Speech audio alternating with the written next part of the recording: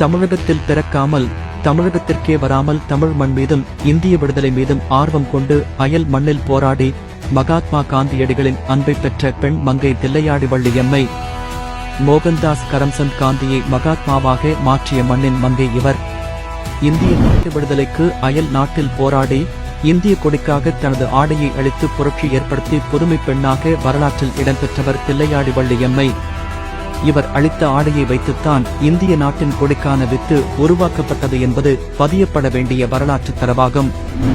மகாத்மா காந்தியடிகளின் மனதில் மாபெரும் மாற்றத்தை உருவாக்கி இந்திய விடுதலை போரில் இன்னும் தீரத்துடன் மகாத்மா காந்தியை ஈடுபடச் செய்த தில்லையாடி வள்ளியம்மையின் ஆயுட்காலம் 16 ஆண்டுகள் என்றால் நாம் நம்பித்தான் ஆக வேண்டும். பிறந்த நாளிலேயே இறப்பும் நிகழ்ந்து மயிலாடுதுறை மாவட்டம் அருகே தில்லையாடி என்னும் கிராமத்தில் வசித்து வாழ்வாதாரம் தேடி தென் ஆப்பிரிக்கா சென்ற முனுசாமி மங்களத்தம்மாள் தம்பதிக்கு 1898ஆம் ஆண்டு செங்குந்த கைக்கோள முதலியார் மரபில் பிறந்தார் தில்லையாடி வள்ளியம்மை. இந்திய நாட்டில் சுதந்திர போராட்டம் தீவிரமாக நடைபெற்று வந்த காலத்தில் வழக்கறிஞர் பணிக்காக தென் ஆப்பிரிக்காவில் வசித்து வந்தார் மகாத்மா காந்தியடிகள். தென் ஆப்பிரிக்கா நாட்டில் வசித்து வந்த இந்திய மக்களுக்கு பல்வேறு இன்னல்களை அந்த நாட்டின் அரசு ஏற்படுத்தி சாதாரண அடிப்படை உரிமைகளை கூட வழங்காமல் இருந்தது. இதனை எதிர்த்து தென்னாப்பிரிக்கா நாட்டில் மகாத்மா காந்தியடிகள் இந்தியர்களின் உரிமைகளை பெற்றுத்தர பல்வேறு போராட்டங்களை நடத்தி வந்தார். கிட்டத்தட்ட 5 ஆண்டுகளுக்கும் மேலாக பல்வேறு போராட்டங்களை மகாத்மா காந்தியடிகள் நடத்தி வந்தார். 1906ஆம் ஆண்டு இந்தியர்கள் அனைவரும் பெயரையும் கைரேகையும் பதிவு செய்தே அனைத்து இடங்களுக்கும் செல்ல வேண்டும் என்ற அவசர சட்டம் ஒன்றை இயற்றியது தென்னாப்பிரிக்க நாட்டின் ஆங்கிலேய அரசு. இதனை எதிர்த்து மகாத்மா காந்தியடிகள் தலைமையில் ஆயிரக்கணக்கான இந்தியர்கள் டிரான்ஸ்வல் மாகாணத்திற்குள் நுழைய பேரணியாகச் சென்றனர். இந்திய மக்கள் அந்த மாகாணத்திற்குள் நுழைய தடையும் விதிக்கப்பட்டது. மகாத்மா காந்தியடிகளையும் அவரது போராட்டங்களையும் சிறுவயதிலேயே உள்வாங்கி உரிமைகளுக்கான அகிம்சை போரில் தில்லையாடி வள்ளியம்மையும் பங்கு கொண்டு போராடத் தொடங்கினார். 1913ஆம் ஆண்டில் தென்னாப்பிரிக்காவில் வசிக்கும் இந்தியர்கள் அனைவரும் கிறித்தவ முறைப்படி மட்டுமே திருமணம் செய்ய வேண்டும் என்ற புதிய விதியை பிரிட்டிஷ் அரசாங்கம் கொண்டு வந்தது. இதனை எதிர்த்து ஜோகன்ஸ்பர்க் நகரில் மிகப்பெரிய அளவில் அகிம்சை ஊர்வலத்தை நடத்தினார் காந்தி. அப்போது அந்த ஊர்வலத்தில் ஆங்கிலேயருக்கு எதிராக இந்த தாளில் இருக்கும் வாசகங்களை யார் படிக்கிறீர்கள் என்று மகாத்மா காந்தியடிகள் கேட்டபோது 15 வயதே நிரம்பிய தில்லையாடி வள்ளியம்மை முன்வந்து வெள்ளை ஏகாதிபத்தியத்தின் விலங்கொடிப்போம் வாருங்கள் என்று முழக்கமிட அகிம்சை ஊர்வலம் நகரத் தொடங்கியது.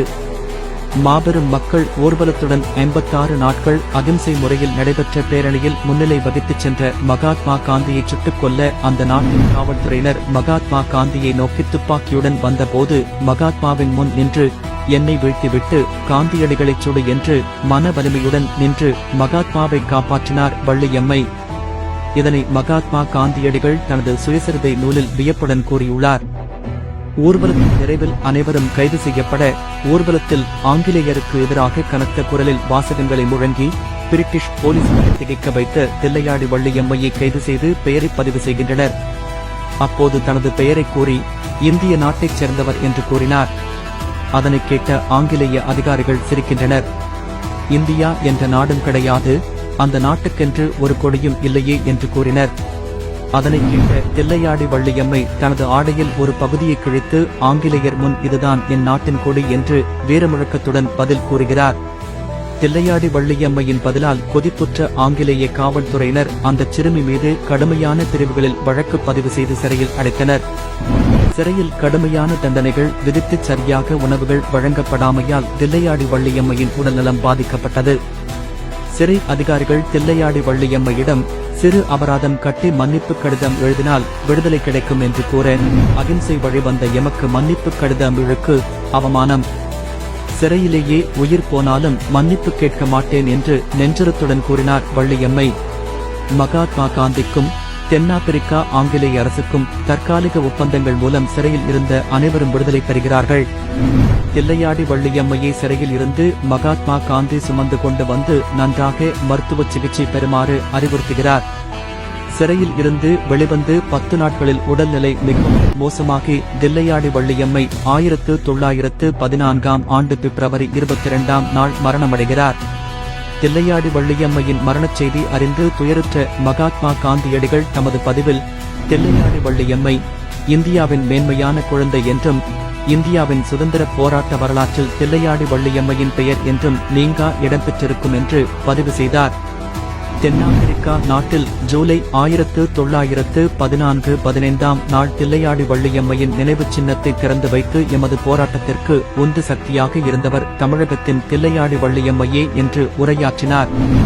1915 தமிழகம் வருகை புரிந்த மகாத்மா காந்தியடிகள் தில்லையாடி கிராமத்திற்கு சென்று அந்த கிராமத்தின் மண்ணை எடுத்து கண்களில் ஒற்றி வணங்கினார்.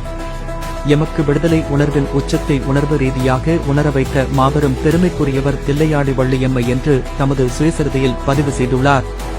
இந்திய நாட்டுக்கென்று ஒரு கொடியை உருவாக்கிட மகாத்மா காந்தியடிகள் முனைகிறார். பிங்களி வெங்கையா மூலம் உருவாக்கப்பட்ட கொடி தில்லையாடி வள்ளியம்மை உருவாக்கிய சுதந்திர நெருப்பில் உருவான கொடியே. அக்கொடியே இன்று நாம் போற்றும் தேசிய கொடி என்பதும் இங்கு பதியப்பட வேண்டிய வரலாற்று தரவாகும். இந்தியாவின் புனித மகள் என்று மகாத்மா காந்தியடிகளால் போற்றப்பட்ட தில்லையாடி வள்ளியம்மைக்கு 1997 நெல்சன் மண்டேலா அவர்களின் முயற்சியின் மூலம் தென்னாப்பிரிக்காவில் அவரின் கல்லறை புதுப்பிக்கப்பட்டு விழா எடுத்து அவரின் சிறப்பை போற்றினர். தில்லையாடி வள்ளியம்மையின் 100 நினைவு கல்வெட்டை திருப்பனந்தாள் ஆதீனத்தின் சன்னிதானங்கள் திறந்து வைத்தார் என்பதும் இங்கு குறிப்பிடத்தக்கது. தமிழக அரசின் சார்பில் தில்லையாடி கிராமத்தில் நினைவு மண்டபம், நினைவு நூலகம் அமைக்கப்பட்டு தற்போதும் பயன்பாட்டில் இருக்கின்றது. இந்திய அரசின் சார்பில் 2015 நூற்றாண்டு நினைவு தினத்தில் அஞ்சல் தலை வெளியிடப்பட்டது. 16 ஆண்டுகள் மட்டுமே மண்ணுலகில் வாழ்ந்தாலும் வரலாற்றில் நீங்கா இடம் பிடித்த தில்லையாடி வள்ளியம்மையின் வரலாற்றையும் அவரின் வீரத்தையும் நாம் போற்றி வணங்குதல் வேண்டும். தென்னாப்பிரிக்கா நாட்டில் வசிக்கும் தமிழர்களுக்கும் இந்தியர்களுக்கும் இன்றளவும் தில்லையாடி வள்ளியம்மை போராளியாகவே உள்ளார். அந்த நாட்டில் வசிக்கும் குழந்தைகளுக்கு இவரின் வரலாறும் வீரமும் கற்பிக்கப்பட்டு வருகிறது. நம் நாட்டில் பிறக்காவிட்டாலும் நம் மண்ணுக்கென்று தனியாக ஒரு கொடியை அன்றே உருவாக்கிய தில்லையாடி வள்ளியம்மையின் புகழ் காலத்திற்கும் அழியாத நினைவுகளை உள்ளடக்கியிருக்கும் என்பதில் ஐயமில்லை.